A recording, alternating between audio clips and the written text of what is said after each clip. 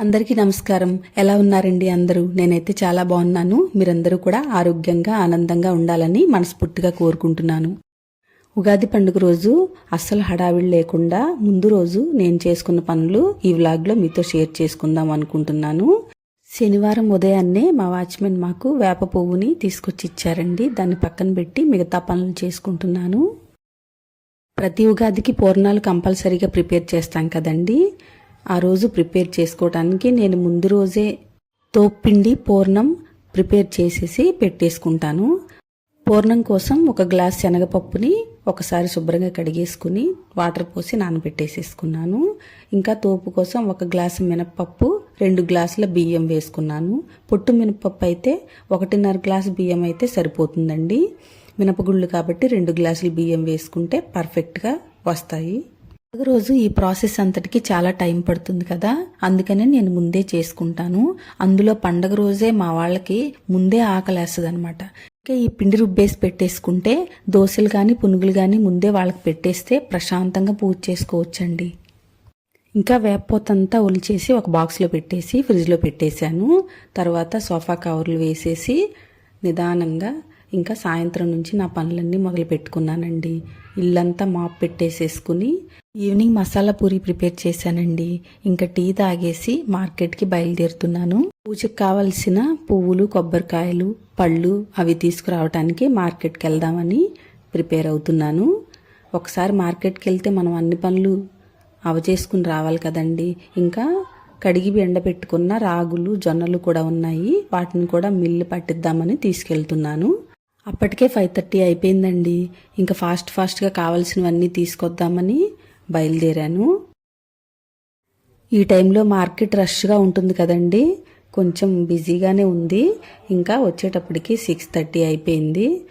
ఇంటికి వచ్చిన తర్వాత ఇవన్నీ చూసుకుంటుంటే నేను ఎందుకు వెళ్ళాను, ఏం తెచ్చాను అనిపిస్తుందండి.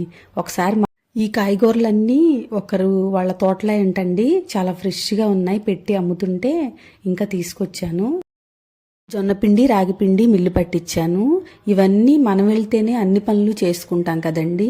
మగవాళ్ళని పంపించామనుకోండి సగం మర్చిపోయి వస్తారు.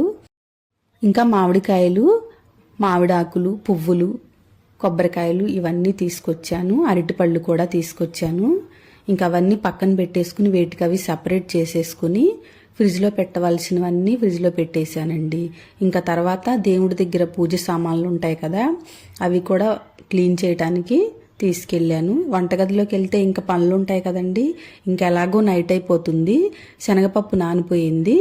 ఇంకా కుక్కర్లో ఒకసారి వాష్ చేసేసుకుని కుక్కర్లో వేసుకుని ఒక గ్లాస్ శనగపప్పు తీసుకున్నాను కదా, 2 గ్లాసుల వాటర్ వేసుకుని ఒక 4 విజిల్స్ వస్తే పప్పు మంచిగా కుక్ అవుతుంది. ఇంకా అది స్టవ్ మీద పెట్టేశాను. ఇది కుక్ అయ్యేలోపు తోపుపిండికి మినపప్పు, బియ్యం నానబెట్టుకున్నాం కదండి, అది కూడా నానిపోయింది. అది మిక్సీ పట్టేసి పక్కన పెట్టేసుకుంటే ఒక పని అయిపోతుంది. ఈ పూతపిండిని దోసపిండిలాగా లూజ్గా కాకుండా కాస్త గట్టిగానే పట్టుకోవాలి. ఫ్రిడ్జ్లో పెట్టినప్పుడు 1 గంట ముందు తీసి సాల్ట్ కలుపుకుని పూర్ణాలు వేసుకుంటే టేస్టీగా వస్తాయి. ఈలోపు ఈ బెల్లం కూడా పొడి కొట్టేసుకుని ఒక డబ్బాలో పోసేసుకుంటాను. ఇలా చేసి ముందే ప్రిపేర్ చేసుకున్నాం అనుకోండి, రేపు ఉదయం హడావిడి లేకుండా పరమాన్నంలో కూడా సరిపోతుంది. తర్వాత ఇక పూజ సామాన్లు ఉన్నాయి కదండి, వాటిని ఇంకా పీతాంబర్లో వీటిని నేను పీతాంబర్తో క్లీన్ చేసుకుంటాను. పీతాంబర్ అయితే రాగి, ఇత్తడి, వెండి దేన్నైనా క్లీన్ చేసుకోవచ్చండి. దీనిలో కాస్త విమ్ లిక్విడ్ యాడ్ చేసేసుకుని మిక్స్ చేసేసుకుని ముందు వీటన్నిటికీ అప్లై చేసేసుకుని 1 నిమిషం ఉన్న తర్వాత అన్నిటినీ రబ్ చేసేసుకుంటే నీట్గా వాష్ అయిపోతాయండి. వీటిని వాష్ చేసేసుకున్నాను. ఓన్లీ పీతాంబర్తో క్లీన్ చేస్తే ఏంటంటే చేతులు చాలా బ్లాక్గా అయిపోతున్నాయండి. అందుకని విమ్ లిక్విడ్ యాడ్ చేసామనుకోండి నీట్గా వాష్ అయిపోతాయి, షైనీగా కూడా ఉంటాయి. వీటిని తడి లేకుండా డ్రై క్లాత్తో క్లీన్ చేసేసుకుని పక్కన పెట్టేశాను. ఈలోపు కుక్కర్ ప్రెషర్ పోయింది. పప్పు చూసారా మంచిగా ఉడికింది. ఇలా మ్యాష్ చేస్తే మ్యాష్ అయిపోవాలన్నమాట. ఇందులో కాస్త వాటర్ ఉంటాయి కదా, వీటిని స్ట్రెయిన్ చేసేసుకుని ఆ పప్పుని ఉడకపెట్టుకున్నాం కదా అదే కుక్కర్లో వేసుకుని మ్యాష్ చేసేసుకోవాలి. మిక్సీలో పట్టేసుకుంటే ఏంటంటే మెత్తగా అయిపోతుంది, టేస్ట్ అంత బాగోదండి పూర్ణాలకి. మెత్తగా అయితే బొబ్బట్లకి చాలా బాగుంటుంది. వీటికి ఇలా పప్పుగా తగిలితేనే బాగుంటుంది. శనగపప్పు 1 గ్లాస్ తీసుకున్నాను కదా, బెల్లం 1.25 గ్లాస్ తీసుకుంటున్నాను. తీపి తక్కువ తినేవాళ్ళైతే 1 గ్లాస్ తీసుకుంటే సరిపోతుంది. బెల్లం అంతా మిక్స్ అయిపోయిన తర్వాత 2 యాలకుల్ని దంచుకుని యాడ్ చేసుకుంటున్నాను. 1 టేబుల్ స్పూన్ నెయ్యి కూడా యాడ్ చేసేసుకుని మొత్తం మిక్స్ అయ్యి దగ్గరికి వచ్చేయాలండి. ఉండ కన్సిస్టెన్సీ వస్తే సరిపోతుంది. మంచిగా కుక్ అయిపోతే అదే సెపరేట్ అయి వచ్చేస్తుంది. చూసారా, ఇలా వచ్చిన తర్వాత స్టవ్ ఆఫ్ చేసేసుకుని ఒక బౌల్లోకి తీసుకుని చల్లారి పెట్టేసుకోవాలి. ఇది బయటైనా రేపు ఉదయం వరకు బాగానే ఉంటుందండి, పాడవదు. దీన్ని పక్కన పెట్టేశాను. తోపు పిండిని మాత్రం ఫ్రిడ్జ్లో పెట్టుకున్నాను.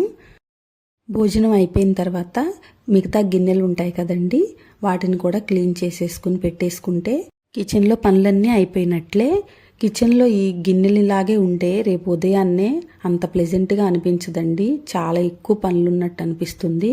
ఇంకా అవన్నీ అయిపోయిన తర్వాత కిచెన్ గట్టు కూడా క్లీన్ చేసేసుకున్నాను. స్టవ్ కూడా తుడిచేసుకుని ఇంకా స్టవ్ మీద ముగ్గు పెట్టేశాను.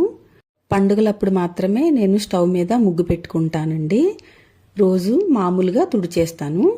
ఈ స్టవ్ పైన చాక్ పీస్ అలా వేస్తే కనిపించట్లేదండి, అందుకనే ఇంకా నాము ఈ శుద్ధ ముక్క ఉంటే దాన్ని నానబెట్టి ముగ్గు వేశానండి. చాలా బాగా కనిపించింది ఆరిన తర్వాత. రోజంతా ఎంత పని చేసినా కిచెన్ ఇలా నీట్గా చూసుకుంటే చాలా హ్యాపీగా అనిపిస్తుందండి. ఇవండి పండుగ రోజు హడావిడి లేకుండా ముందు రోజే నేను చేసి పెట్టుకున్న ఈ పనులు. మీరు కూడా ఇలాగే చేసుకుంటారా? నాకు కామెంట్ చేయండి. ఈ వీడియో మీకు ఎలా అనిపించిందో కామెంట్ చేయండి. ఈ వీడియో కనుక మీకు నచ్చినట్లయితే లైక్ చేయండి, షేర్ చేయండి, మన ఛానల్కి సబ్స్క్రైబ్ చేసుకోండి. Thanks for watching.